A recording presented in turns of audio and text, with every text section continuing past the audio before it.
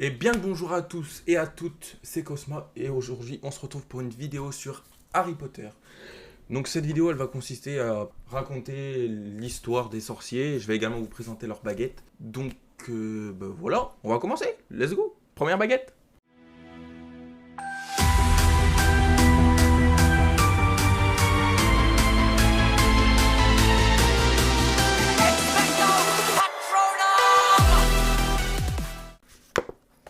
Alors, voici les boîtes que j'ai. Donc c'est pas les produits pardon, c'est pas les produits Noble Collection. C'est une boîte comme ça que mes parents ont aussi à trouver. Donc voilà. C'est pas les produits Noble Collection, ça c'est sûr.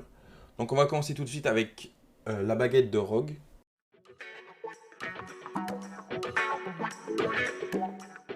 Que voici. Une belle baguette quand même. C'est vraiment une belle baguette, toute noire et tout, avec des runes. On dirait des runes en tout cas, sur la baguette. Donc comme vous le savez, Rogue c'est un personnage emblématique d'Harry Potter. Hein. C'est les trois quarts du temps dans la saga, il était professeur de potions. Après, il a été professeur de défense contre les forces du mal, mais dans le 6ème épisode. On le connaît surtout parce que c'est le prince de sang mêlé. Hein. Et il deviendra directeur de Poudlard après la mort de Dumbledore, parce que c'est un peu lui qui l'a tué. Donc pour moi, perso, Rogue ça reste et ça restera à jamais un excellent personnage dans Harry Potter. Lui, depuis le début, quand on regarde le début, qu'on connaît pas la saga, tout ça, au début, on dirait qu'il n'aime pas Harry, mais pas du tout.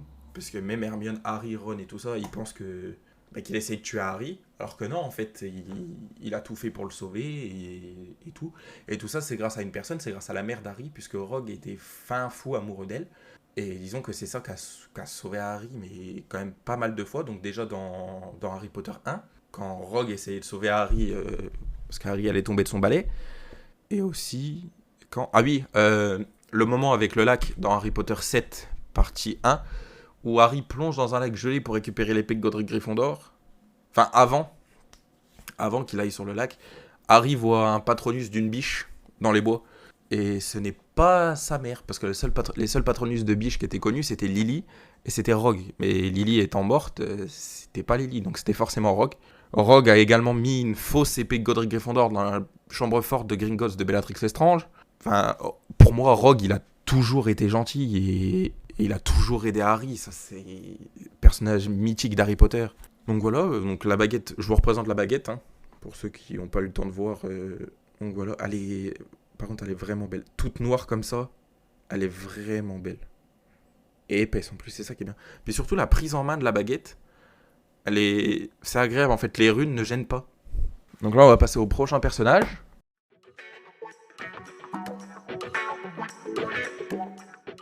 Le prochain personnage ce sera Sirius Black, avec sa baguette également ornée de runes. Donc Sirius Black a fait ses études à Poudlard, donc ça comme pas mal de monde le savent. Il a fait ses études avec James, Rémus Lupin et Peter Pettigrew, et également Rogue, mais Rogue n'était pas tellement ami avec eux.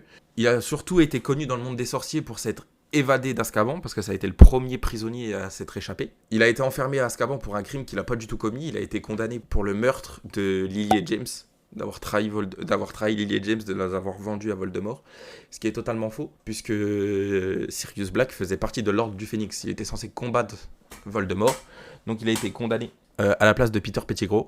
Il a passé 12 ans, je crois que c'est ça, 12 ans à Azkaban. Et donc il a réussi à s'évader, il a retrouvé Harry qui est son filleul.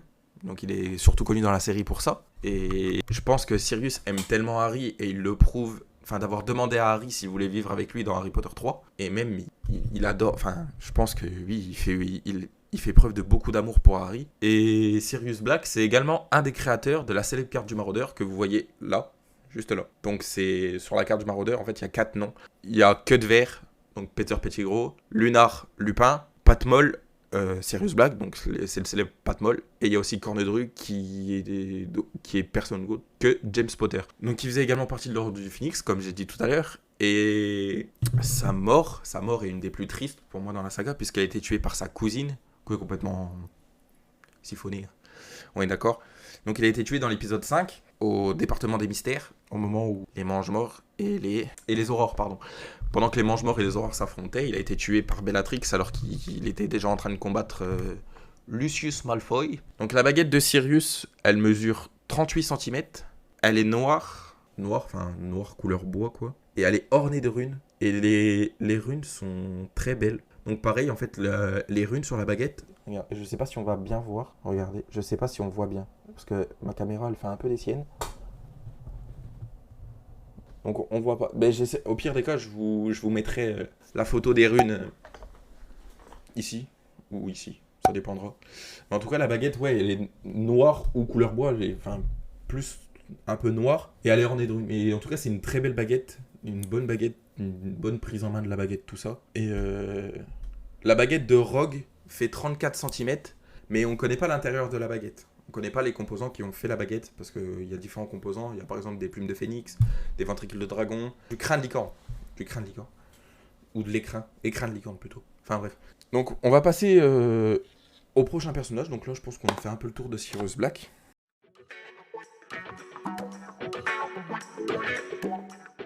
Donc le prochain personnage, ce n'est pas un homme. Dans la saga, c'est une femme. Une femme qui n'est pas apparue souvent dans la série, mais pour moi, qui est très importante quand même. C'est autre que Fleur de la Cour, qui est une élève de l'académie de magie Beaubaton. C'est une école de magie française, pour ceux qui ne savent pas. Sa première apparition, elle a été dans Harry Potter et la Coupe de Feu, donc quand elle a participé au tournoi des Trois Sorciers. Ensuite, on la reverra dans la seconde partie des Reliques de la Mort, donc dans Harry Potter et les Reliques de la Mort partie 2. À la chaumière au coquillage, donc c'est là où... Ah non, je me suis trompé. On la voit dans les deux parties des Reliques de la Mort. On la voit dans la première parce qu'elle se marie avec Bill Weasley, et on la revoit avec Bill à la chaumière au coquillage dans la deuxième partie, puisque c'est là qu'ils sont réfugiés suite à l'attaque des Mange-Morts. Et c'est eux qui vont recueillir Harry, Harry, Hermione, Ron, Gripsec et Dobby. Mais Dobby mourra à la fin de la première partie. Mais c'est là que Dobby a emmené aussi Luna et Ollivander, Monsieur Ollivander. Donc la chaumière au coquillage, c'est également là où Harry, Ron et Hermione ont enterré Dobby. Pour moi, la mort de Dobby, ça a été une mort, mais je crois que ça a été la mort la plus triste pour moi. À chaque fois, je m'en remets pas, à chaque fois que je la regarde. Donc sa baguette, elle mesure 23,75 cm, donc la voici. Donc lui, elle a un aspect un peu vert. Donc la voici, c'est une très belle baguette pour moi. La poignée surtout, c'est très très raffiné et tout. Non, franchement, elle est très belle. Donc là, avec des petites fleurs sur le manche, on va dire. Non, ça c'est le manche. Non, ça c'est la poignée et ça c'est le reste. Ça, c'est le corps. Donc il y a des petites fleurs sur le corps de la baguette. Et là, pareil, ça représente une espèce de vieille poignée de porte sur la poignée. Et elle est magnifique. Cette baguette-là est magnifique. Donc, elle est faite en bois de rose, d'où sa couleur un peu verte. Parce que si vous regardez la tige ou les bois d'un rosier, c'est vert. C'est un peu vert. Et le cœur de la baguette, c'est un cheveu de Vélane. Alors ça, c'est très rare de trouver des baguettes avec des cheveux dans Harry Potter. Parce que là, le cheveu, c'est celui de sa grand-mère. Et c'est ça qui fait la rareté de la baguette. Et une très belle baguette. Hein. Donc, comme je le répète, pour moi, Fleur, ça a été aussi un personnage très important dans Harry Potter. Donc voilà. On va passer tout de suite au prochain personnage.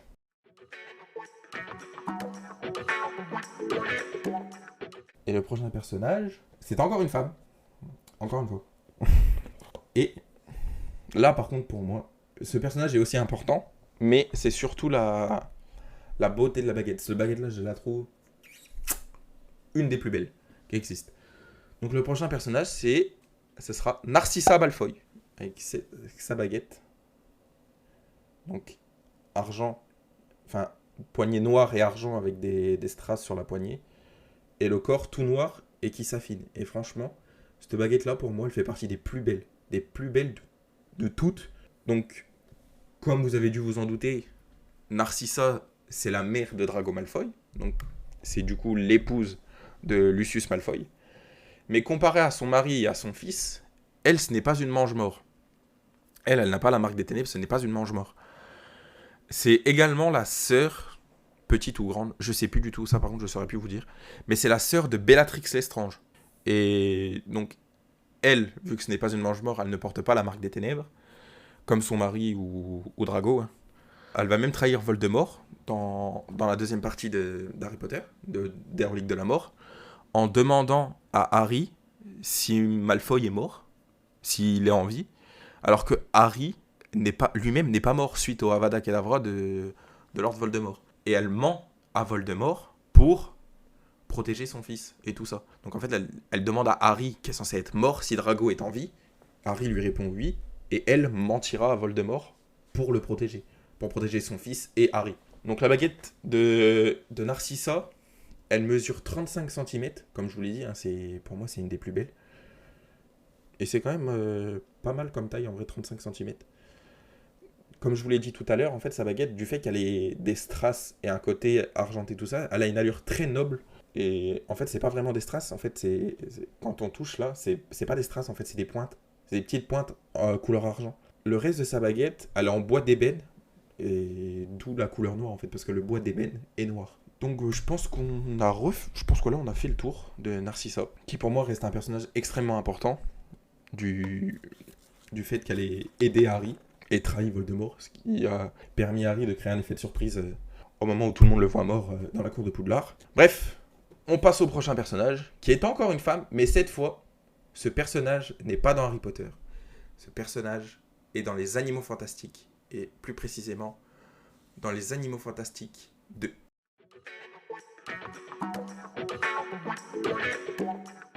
Donc, bon là, cette fois, c'est un produit Noble Collection, parce que là, c'est la boîte Ollivander. Donc là, comme vous l'avez, je sais pas s'il y a le focus qui se met.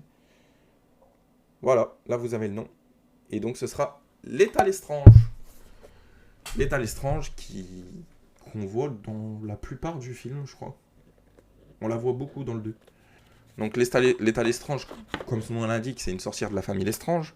Mais en faisant des recherches, elle possède aucun lien avec Bellatrix.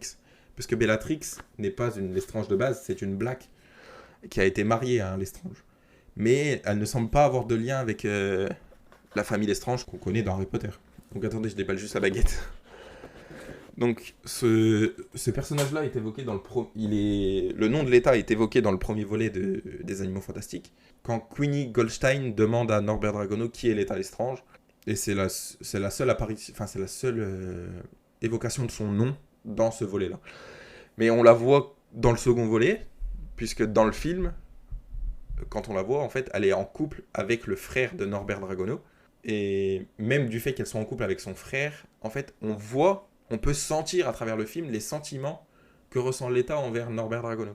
Et parce que du coup, l'État Lestrange et Norbert Dragono, ils se sont connus à Poudlard.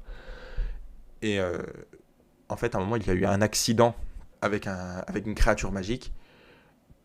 En fait, c'est l'État qui a causé cet accident. Et Norbert Dragono, lui, a pris la responsabilité de cet accident. Et du coup, il s'est en quelque sorte sacrifié par amour pour l'État, pour éviter qu'elle soit renvoyée. Mais grâce à Dumbledore, qui affectionne beaucoup Norbert Dragono, Dumbledore en général, il affectionne beaucoup les sorciers qui ont un mépris pour le règlement, on va dire. Et surtout qui ont on va dire un cœur assez pur. Du coup, grâce à Dumbledore, qui était à ce moment-là encore professeur, il a évité le renvoi de Poudlard. Et donc, l'État Lestrange fut tué par l'antagoniste des films Les Animaux Fantastiques, Gellert Grindelwald, en se sacrifiant pour les deux frères Dragono, donc Norbert et Thésée.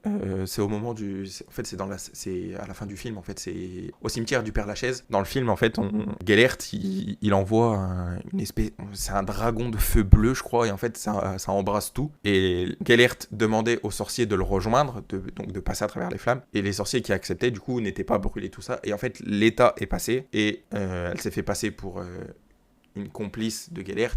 Et du coup, en fait, au final, elle a voulu essayer de le tuer, ce qui n'a pas marché, puisque Gellert, on va dire, est aussi puissant que Voldemort. Donc, il l'a tué sur le champ. Et en fait, au moment où elle était en train de disparaître, ces deux mots, les derniers mots de l'État fut « je t'aime ».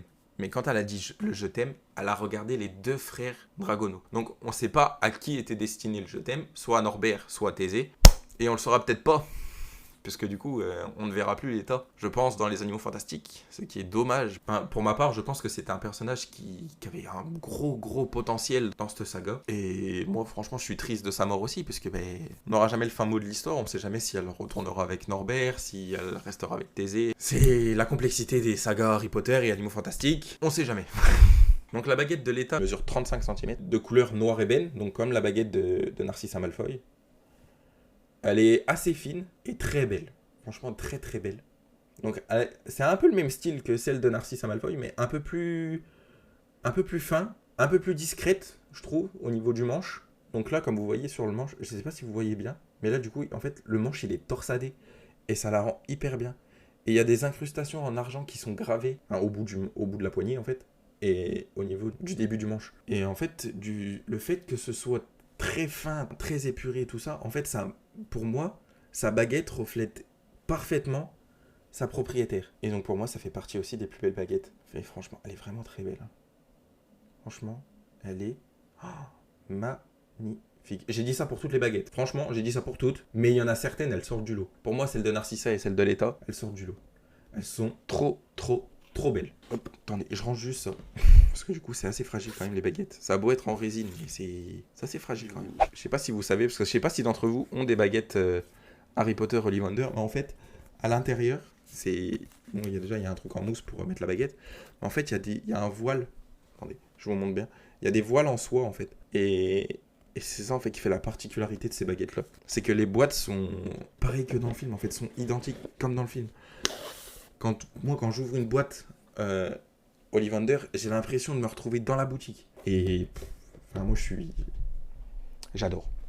Donc, bah voilà, sur ce, moi je vous laisse. J'espère que vous avez aimé. Si vous avez aimé, n'oubliez pas de mettre votre plus beau pouce bleu, de vous abonner, d'activer la cloche, c'est très important. Et puis moi, je vous dis à bientôt pour une nouvelle vidéo ou un prochain live. Peace!